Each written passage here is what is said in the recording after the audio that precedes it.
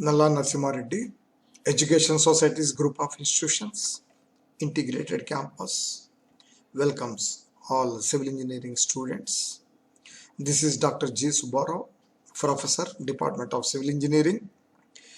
In this session, I am going to explain about sedimentary rocks and its importance from civil engineering point of view as a part of mineralogy and petrology chapter from engineering geology.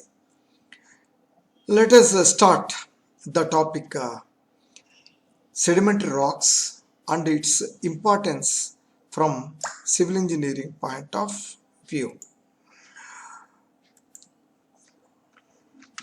Sedimentary rocks are those which are formed due to weathering and erosion of the pre-existing rocks.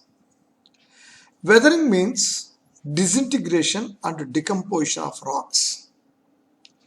So, the sediment rocks formed due to weathering process and or erosion of the pre-existing rocks means igneous rocks. Sediment rocks are also formed due to chemical precipitation or due to accumulation of organic matter such as plants and animal debris.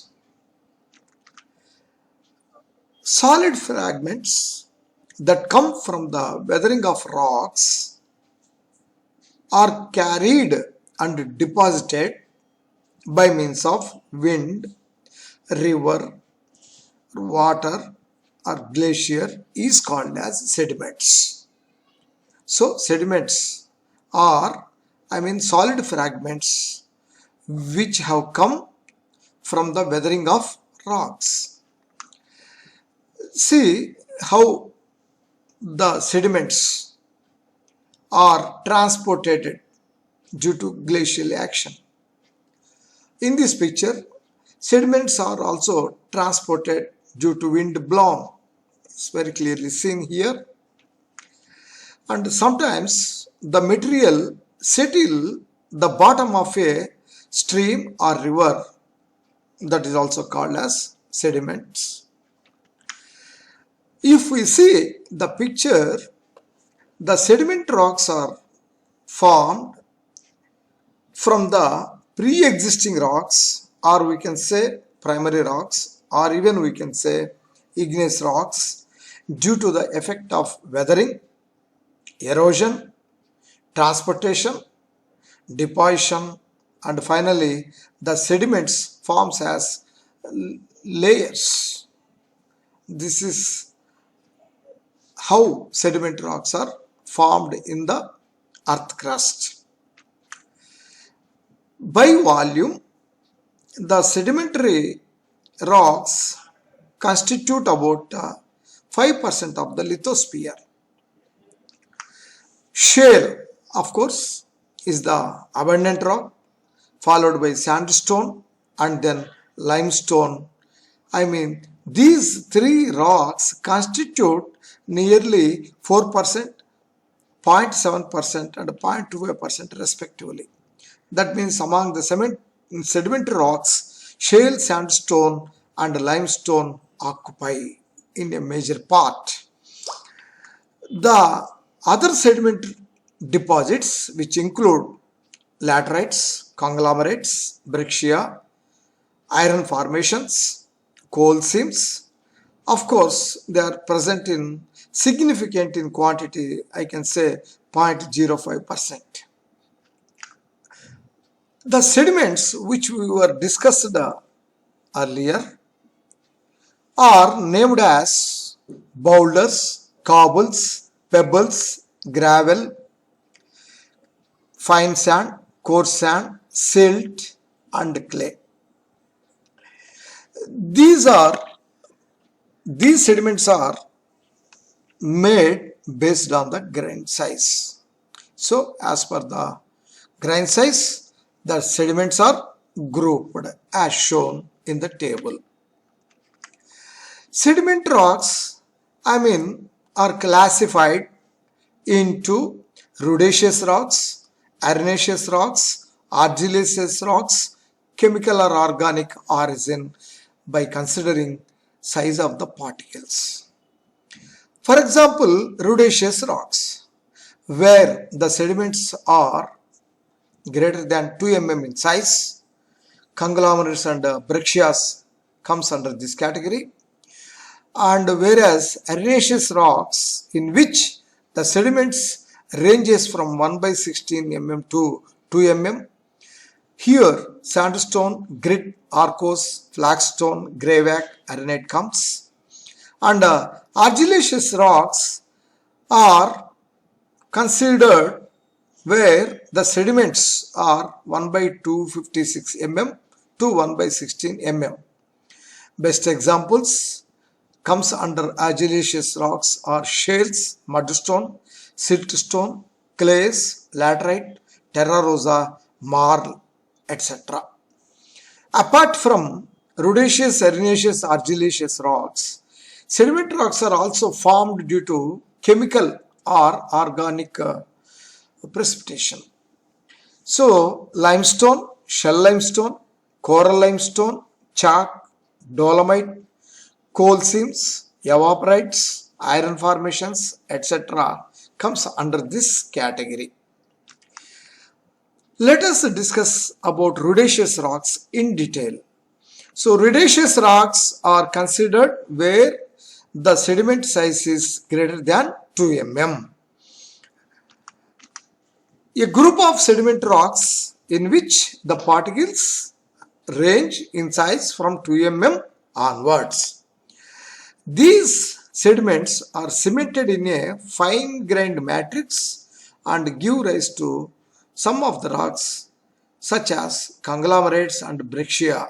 In case of conglomerates, the sediments are rounded, whereas in breccias, the sediments are in angular form. Picture clearly reveals the sediments, how they are rounded in shape, especially in conglomerate, and angular in shape in case of breccia can be seen. Coming to arenaceous rocks, where the particles or sediments range in size from 1 by 16 mm to 2 mm.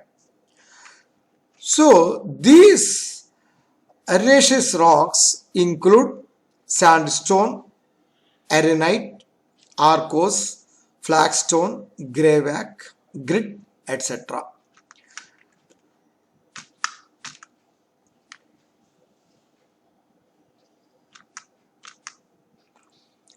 Sandstones are made up of sand grains, that means quartz grains, and are stratified.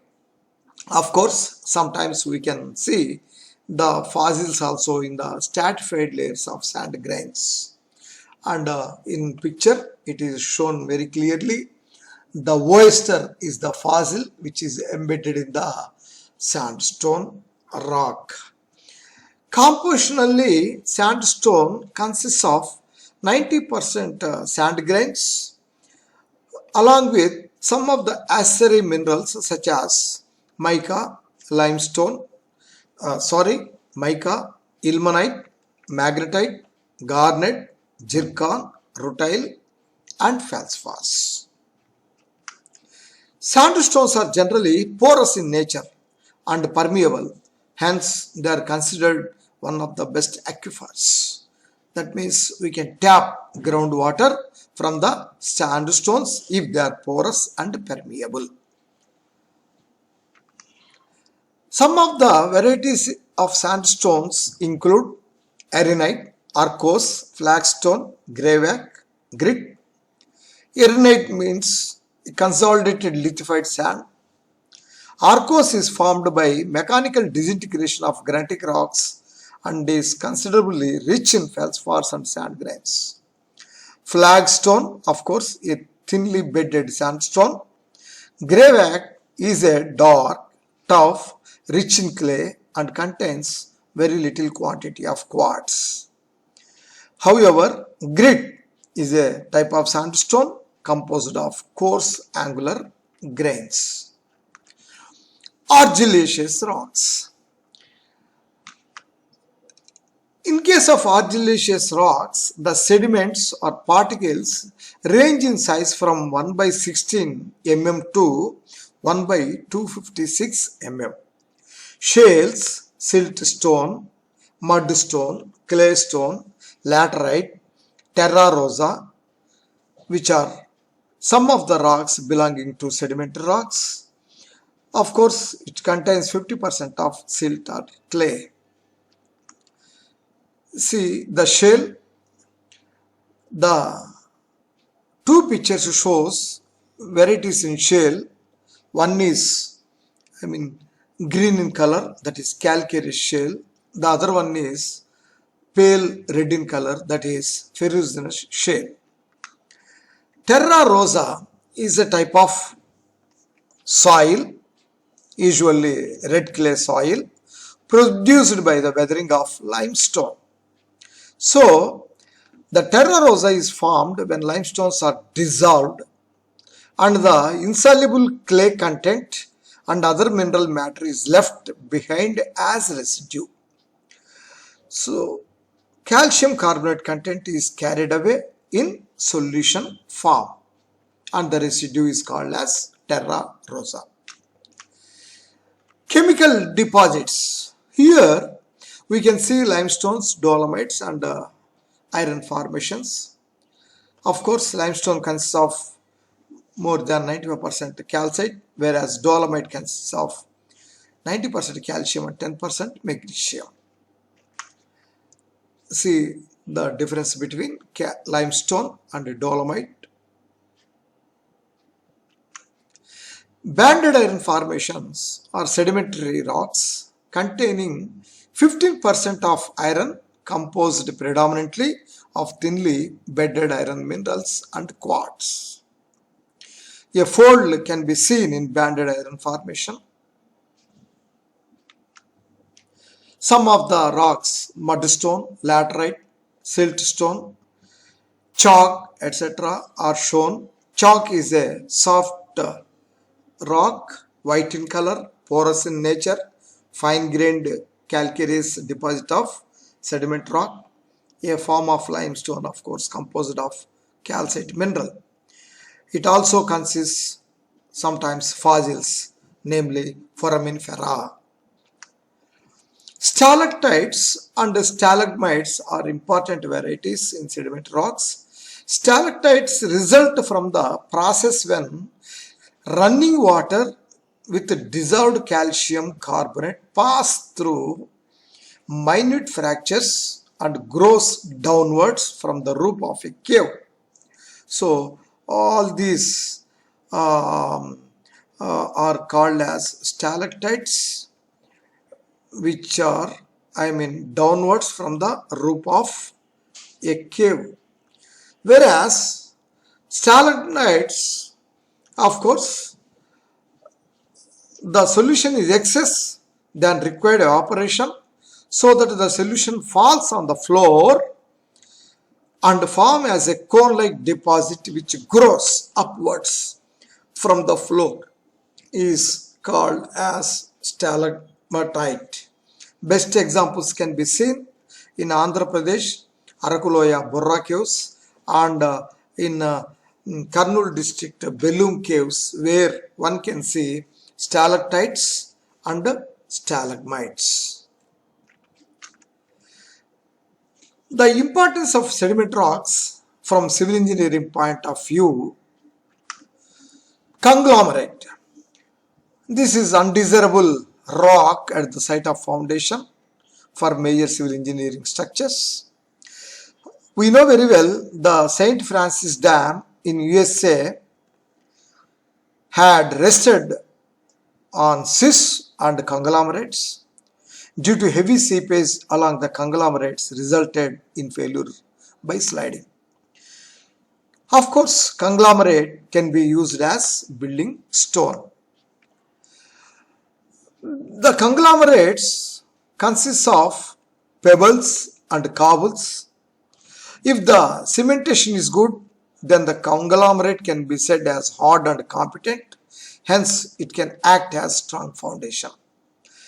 If the cementation is poor, the conglomerate makes the rock more porous with high porosity and act as a good reservoir for groundwater, that is aquifer, but not suitable at the site for foundation of civil engineering structures. Due to heavy seepage along the conglomerate, result in failure by sliding, that is failure of St. Francis Dam, USA. Coming to sandstone, when sandstone is more porous, more permeable, so its load bearing capacity is less and suitable for foundations in dams. Less suitable. When sandstone is more porous and less permeable, so its load bearing capacity is intermediate and can be considered for foundations in case of dams. Coming to another sedimentary rock, shales. Shale is a soft rock, fine-grained nature, thin layer, and unable to resist overburden and unsuitable at the site of foundation of civil engineering structures such as dams, tunnels, etc. Since shales are incompetent rocks, they may undergo subsidence. And these rocks are also unsuitable as a road metal, railway ballast.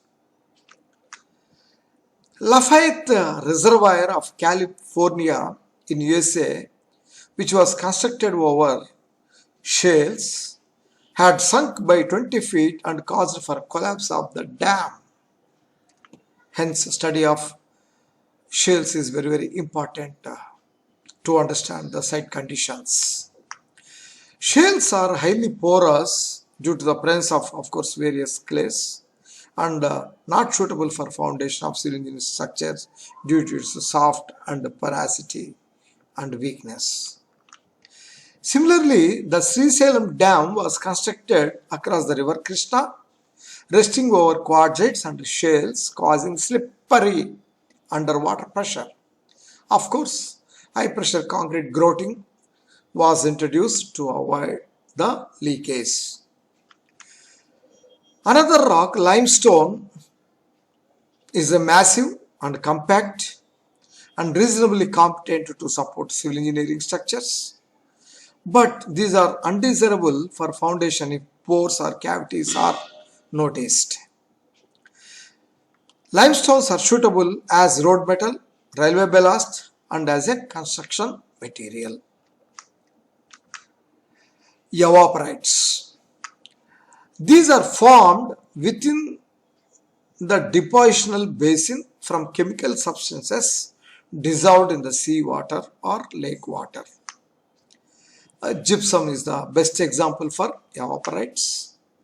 Its composition is CaSO4 2H2O. Gypsum can be seen very clearly in the picture. Halite also is example for evaporites. Its chemical composition is NaCl. The economic importance of evaporites is, of course, salt. Other than daily use of salt for cooking, it is used for production of paper, production of soaps, production of detergents, production of antiseptics, and as a chemical for dyeing agent. Gypsum is used for plaster of Paris and in manufacturing construction material. This is the chalk, used as a building stone and in the manufacturing of lime and cement. Massive and compact limestone are competent to support civil structures. Thank you.